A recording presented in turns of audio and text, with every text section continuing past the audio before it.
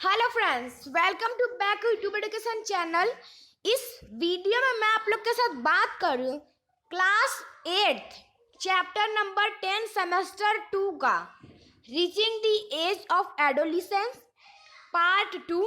Part 1 में हम लोगों ने इसका इंट्रोडक्शन, एडोलिसेंस और पबर्टी के बारे में, उसके चेंजेस के बारे में, पबर्टी के जो चेंजेस होते हैं, अचानक से हाइट इंक्रीज हो जाना, और इसके बाद बॉडी का शेप चेंज होना और वॉइस चेंज होने से हम लोग स्टार्ट करेंगे। तो इसके पहले वाले पार्ट में हम लोगों ने चेंजेस इन बॉडी शेप के बारे में तक पढ़ा था। अब हम स्टार्ट कर रहे हैं वॉइस चेंजेस के बारे में। वॉइस चेंजेस मतलब आवाज़ की बदलाव कैसे आती है, वॉइस भी तो चेंज होता है ना। तो स्टार्ट करते हैं चैप्टर। और अगर आप लोगों ने अभी तक हमारे चैनल को सब्सक्राइब नहीं किया है सो प्लीज़ सबसे पहले सब्सक्राइब कर दीजिए, जिससे आप लोग को हर एक वीडियो का नोटिफिकेशन मिलता रहेगा। तो स्टार्ट करते हैं वॉइस चेंजेस। वॉइस चेंजेस सबसे पहले मैं आप लोग को बता दूं, वॉइस चेंजेस का मतलब होता है आवाज़। वॉइस का मतलब होता है हमारी जो आवाज़ होती है उसमें जो चेंजेस आते हैं। तो did you notice that sometimes the voice of some of the boys in your class cracks at puberty? This voice box or the larynx begin to grow। ठीक है, आप लोगों ने कभी नोटिस किया होगा कि आपके क्लास के जो बॉयज है उनकी जो कभी कभी उनकी जो आवाज़ है वो क्रैक्स उनकी आवाज़ जो है थोड़ी सी क्रैक जैसी आती है। तो पबर्टी के टाइम ये जो वॉइस बॉक्स जिसे हम लर्जिंग्स कहते हैं बिगिन टू ग्रो, वो बढ़ने लगता है। And boys develop larger voice boxes, और बॉयज़ का जो स्मॉल बॉक्स यानी लर्जिंग्स जो होता है वो धीरे धीरे उसको डेवलप होने लगता है, नहीं थोड़ा बड़ा होने लगता है, लार्जर होने लगता है। The growing voice box in boys can be seen as a protruding part of the throat. हम लोग बॉयज़ का जो वॉइस बॉक्स होता है उसका ग्रो होना हम लोग थ्रोट में देख सकते हैं। हमारा जो थ्रोट पार्ट होता है जिसको हम एडम्स एप्पल कहते हैं। ठीक है, जैसे कि फिगर 10.2 में आप लोग देख पा रहे हो इस तरह का फिगर। तो ये जो हमारा बढ़ता है इसको हम कहते हैं एडम एप्पल।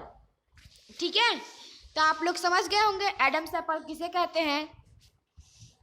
तो in girls the learnings is hardly visible from the outside because of its small size. Girls में आप लोगों ने देखा होगा कि आउटसाइड से ये विजिबल हो जाता है क्योंकि उनकी जो लर्निंग्स जो है वो छोटी होती है, स्मॉल इन साइज में होती है। तो generally girls have a high pitched voice versus boys have a deep voice. Boys की डीप वॉइस होती है और गर्ल्स की पिच्ड वॉइस होती है।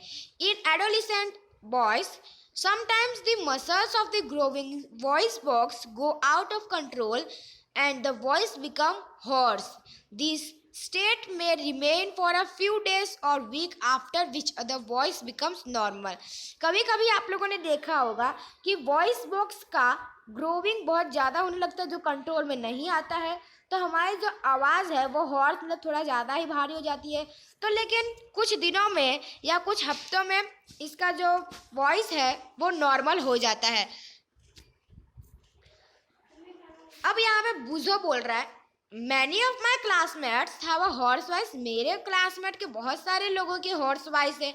Now I know why. अब मैं समझा कैसा क्यों। अब आता है increased activity of sweet and sebaceous gland. Activity वह स्वीट का और सेबेशियस ग्लैंड का इंक्रीज हो जाना, बढ़ जाना। ड्यूरिंग पबर्टी के time the secretion of sweet gland and sebaceous gland जिसे ऑयल ग्लैंड जो होता है वो इंक्रीज हो जाता है। स्वीट ग्लैंड और सेबेशियस ग्लैंड यानी ऑयल ग्लैंड बढ़ जाता है। Many young people get acne and pimple on the face. बहुत सारे लोगों को उनके फेस पे पिंपल होने लगते हैं at this time because of the increased activity of this gland and इस समय जो है ऐसा क्यों होता है क्योंकि उनका जो एक्टिविटी है स्किन में जो ग्लैंड होते हैं, जो मैंने अभी आप लोग को ग्लैंड बताया, वो बढ़ना स्टार्ट हो जाते हैं। ठीक है, ऑयल ग्लैंड बढ़ना स्टार्ट हो जाते हैं। उसकी तरह से हमारे स्किन में, हमारे फेस में पिंपल होना स्टार्ट हो जाता है। अब development of sex organ, sex organ का डेवलपमेंट, जैसे कि लुक अप फिगर 9.1 में आप लोग को देख रहा है और 9.3, 9.1 और 9.3 में हमको बताया जाएगा। देख लेते हैं 9.1 और 9.3। 9.1 और 9.3 आप लोग को चैप्टर नंबर 9 में है, ठीक है। चैप्टर नंबर 9 आप स्टार्ट करो और इसमें आप देखो फिगर 9.1 और 9.3 ऑफ द प्रीवियस लेसन, इसके पहले वाले चैप्टर में, ये चैप्टर नंबर 10 है।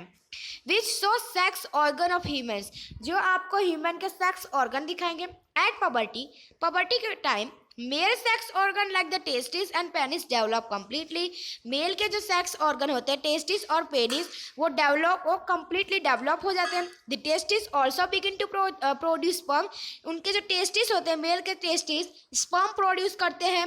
इन गर्ल्स, गर्ल्स में ओवेरिस होता है और ovaries enlarge and eggs begin to mature, ovaries क्या करता है, एग को मैच्योर यानी कि एग को मैच्योर करता है। Also ovaries start releasing mature eggs, ovary जो है वो एग को रिलीज करता है, उसका रिलीजिंग मैच्योर एग्स भी स्टार्ट हो जाता है। तो अभी तक आप समझ गए होंगे, मेल में टेस्टिस होता है, टेस्टिस जो है स्पर्म को प्रोड्यूस करता है। गर्ल्स में ओवेरिस होता है, ओवेरिस एग बिगिन मैच्योर करता है।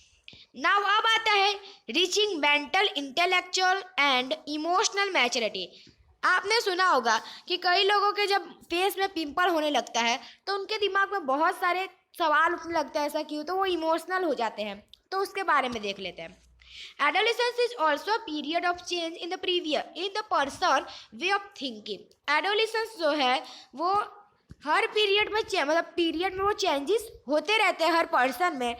तो adolescent and are more independent than before and are also self-conscious. Intellectual development takes place and they tend to spend considerable time thinking. और इस समय जो बच्चे होते हैं, जो लोग होते हैं, जो मैच्योरिटी, इमोशनल मैच्योरिटी हो जाते हैं, उनके जो दिमाग में बहुत सारे सवाल आने लगते हैं, बहुत ज़्यादा सोचने लगते हैं इस टाइम पर। In fact, it is often the time in one's life when the brain has the greatest capacity for learning.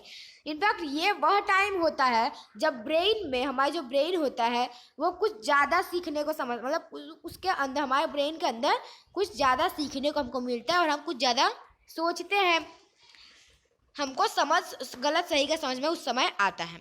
Sometimes, कभी कभी however, an adolescent may feel insecure while trying to adjust the changes in the body and mind.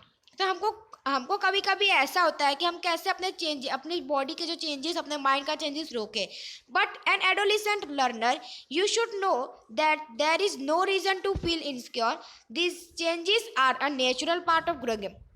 लेकिन ये जो changes है वो naturally है, natural part है, वो अपने आप बढ़ेगा, नेचुरली है, तो हमको इतना सोचना नहीं चाहिए। अब आता है 10.3 secondary sexual characters. Secondary sexual characters में have you learn in chapter 9, आप लोगों ने चैप्टर 9 में पढ़ा है that testis and ovaries are the reproductive organ. Testis और ओवेरिस दोनों रिप्रोडक्टिव ऑर्गन है। दे प्रोड्यूस द गैमेट्स, वो गैमेट्स प्रोड्यूस करते हैं, दैट इज स्पर्म एंड ओवा। जैसे स्पर्म और ओवा वो लोग गैमेट्स प्रोड्यूस करते हैं, जैसे स्पर्म और ova. In girls breasts will बीइंग to develop at puberty, girls की जो ब्रीस्ट होती है वो पबर्टी के टाइम डेवलप होती है। And boys begin to grow facial hair that in mustache and beard, as these features help to distinguish the male from the female. They are called secondary sexual characters. Secondary sexual characters का मतलब होता है mail और female दोनों में बदलाव लाना, मतलब दोनों अलग दिखते हैं इस तरह से। जैसे कि बॉयज में मुस्टैच आने लगती है, तो उस तरह से सेकेंडरी सेक्सुअल कैरेक्टर्स में जो फीमेल और मेल को डिस्टिंग्विश करे उसको हम कहते हैं secondary sexual characters. Boys also develop hair on their chest, boys का चेस्ट पे हेयर भी डेवलप, मतलब उनके चेस्ट पे हेयर भी आने लगते हैं। इन बोथ दोनों में boys and girls hair growth under the arms and in the region above the thighs और द पबिक रीजन। बॉयज और गर्ल्स दोनों में आर्म्स में उनके हेयर ग्रोथ करने लगते हैं। रीजन है अबाउट द थिक्स और द पब्लिक रीजन है आप लोग का। Both Boojho and Paheli wish to know what initiates changes at puberty. अब बुझा और पहेली की विश थी कि ये जानने की कि पबर्टी में कौन कौन से चेंजेस, कैसे चेंजेस होते हैं। तो the changes which occur at adolescence are control by hormones. ये जो चेंजेस होते हैं हमारे बॉडी में पबर्टी के टाइम, वो हार्मोन्स के कारण होता है। हार्मोन्स उसको कंट्रोल करता है। हार्मोन्स एक केमिकल सब्सटेंस है। Hormones these are secretion from endocrine gland, और ये एंडोक्रीन ग्लैंड से सिक्रेशन होता है। और एंडोक्रीन ग्लैंड एंड और एंडोक्रीन सिस्टम, एंडोक्रीन ग्लैंड और एंडोक्रीन सिस्टम से सिक्रेशन होता है। The male hormones or testosterone begin to be released by the testes at the onset of puberty. These cause changes in boys about which you have just learned. For example, the growth of facial hair. अभी आप लोगों ने पढ़ा कि for example जैसे facial hair जो है growth करना, तो ये सब जो चेंजेस होते हैं बॉयज में अबाउट, जो अभी आप लोगों ने पढ़ा facial growth. Once puberty is reached in girls, एक पबर्टी गर्ल्स में रीच होती है। ओवेरिस बीइंग to produce the female hormone. Ovaries जो होता है वो फीमेल हार्मोन और एस्ट्रोजन प्रोड्यूस करता है, which make the breast develop, जो उनके ब्रीस्ट को डेवलप करने में मदद होता है। Milk secreting gland, milk gland secreting करता है। और मेमरी ग्लैंड, कौन से मेमरी ग्लैंड और सिक्रेटिंग ग्लैंड मिल्क सिक्रेट करता है। Develop inside the breast, breast के अंदर जो डेवलप होता है। The production of this hormones in under the control another hormone secreted from an endocrine called pituitary gland. ये जो प्रोडक्शन ऑफ द हार्मोन्स है जो under the control of another hormone, जो दूसरे हार्मोन के अंदर कंट्रोल होता है, वो एंडोक्रीन ग्लैंड से सिक्रेटेड होता है, जिसको हम पिट्यूटरी ग्लैंड कहते हैं। नाउ अब आता है 10.4। 10.4 में हमको बताया जा रहा है role of hormones in initiating reproductive function. ठीक है, हार्मोन्स के रोल और उनके अंदर इनिशिएटिंग रिप्रोडक्टिव, उनके अंदर रिप्रोडक्टिव फंक्शन हमको इसमें पता चलेगा 10.4 में। तो स्टार्ट करते हैं 10.4। Endocrine gland release hormone, endocrine gland hormone release करता है into the blood stream, blood stream से एंडोक्रीन ग्लैंड जो है हार्मोन रिलीज करता है to reach the particular body part called target site, जो एक पर्टिकुलर बॉडी के पार्ट तक रीच मतलब पहुंचाता है, जिसको हम टारगेट साइट कहते हैं। जैसे हमारा कोई टारगेट होता है, वैसे उनका भी एक हार्मोन का पर्टिकुलर बॉडी के पार्ट पे एक टारगेट होता है, जिसको हम कहते हैं target site. The target site respond to the hormone, target site hormone को रिस्पॉन्ड करता है। There are many endocrine gland, यहाँ बहुत सारे एंडोक्रीन ग्लैंड होते हैं और डक्टिलस ग्लैंड होते हैं हमारे बॉडी में। The testis and ovaries secrete sex hormone, इसमें से टेस्टिस और ओवेरिस जो है वो सेक्स हार्मोन सिक्रेट करते हैं। तो you have just learn that these hormone are responsible for the male and female secondary sexual character. तो हम लोगों ने पढ़ा कि ये जो हार्मोन होते हैं वो मेल और फीमेल के सेकेंडरी सेक्सुअल कैरेक्टर्स के रिस्पॉन्सिबल होते हैं। यानी कि हार्मोन जो है, मैंने अभी आपको बताया था, हार्मोन जो है डिस्टिंग्विश करते हैं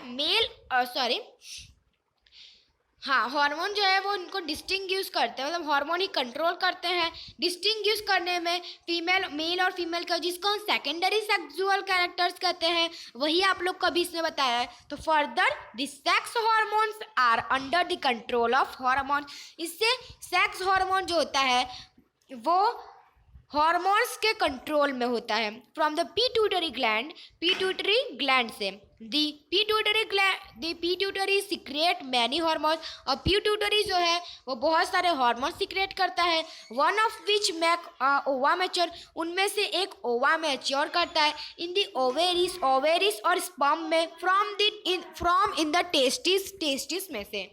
फिर यहाँ पे आप लोग को बताया जा रहा है hormones from pituitary stimulate testis and ovaries to release testosterone in male and estrogen in female release in the body stream and reach part of the body, जो इसका टारगेट सेट होता है उसका रहता है stimulate changes in body at onset of puberty. Figure 10.3 है, the onset of puberty is control by hormones, जो hormone के द्वारा कंट्रोल होता है।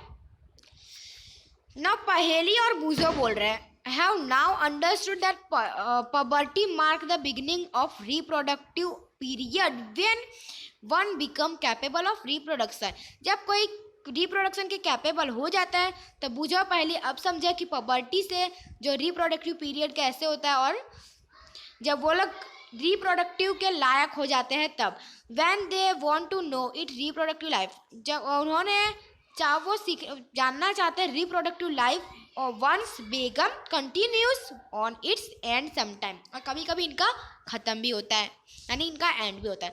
तो अब आता है 10.5 reproductive phase of life in humans. 10.5 से हम नेक्स्ट पार्ट में करेंगे। वीडियो अच्छा लगा लाइक कीजिए, सब्सक्राइब कीजिए, कमेंट कीजिए कैसा लगा वीडियो। अगर अच्छा लगा तो कमेंट कीजिए। मिलते हैं नीचे में। जय हिंद, जय भारत।